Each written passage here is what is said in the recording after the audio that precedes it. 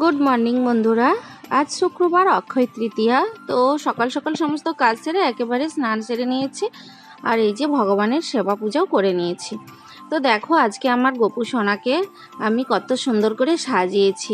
আমার ছোট্ট গোপু সোনা, তো ওকে এইভাবে সাজাতে ভয় লাগতো, ভাবতাম কি সাজাতে পারবো না হয়তো।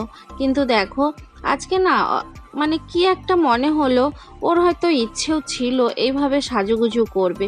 কারণ আমি অনেকের গোপাল সোনাকে দেখেছি এত সুন্দর করে সাজায় যে মনটা ভরে যায় তাদেরকে দেখলে।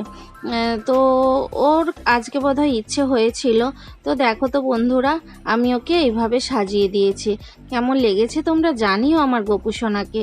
ওকে কিন্তু আমি বলবো তোমাদের কেমন লেগেছে, তোমরা কি জানিয়েছো, কি বলেছো। তো যাই হোক, ভগবানের কাছে প্রার্থনা করি সবাই খুব ভালো থাকো, সুস্থ থাকো।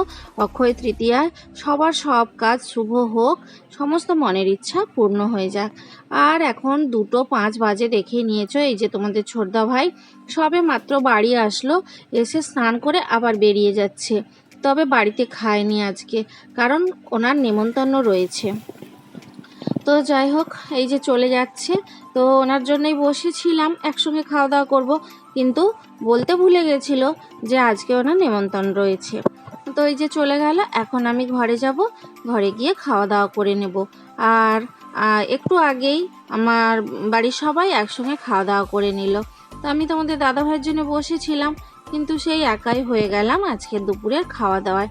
তো আমাদের রঙ্গন গাছের ফুলটা তোমরা দেখেছো বন্ধুরা, কিভাবে ফুটেছে, একদম লাল হয়ে রয়েছে, কত সুন্দর লাগছে দেখো। তোমাদেরকে আমি প্রতিদিন হয়তো এই ফুল গাছটা দেখানো হয়নি, সবসময় ঘরের ভেতরে উঠোনে যে গাছগুলো রয়েছে ওটাই তোমাদের সঙ্গে শেয়ার করি। আর আজকে বেশ ভালো রোদও বেরিয়েছে, মাঝে মাঝে মেঘলাও হচ্ছে। তো দেখো, যাদের ধান তুলেছিল কিছুটা ঝাড়া হয়ে গেছে, আর খড়গুলো কত সুন্দর করে গাদা দিয়ে রেখেছে।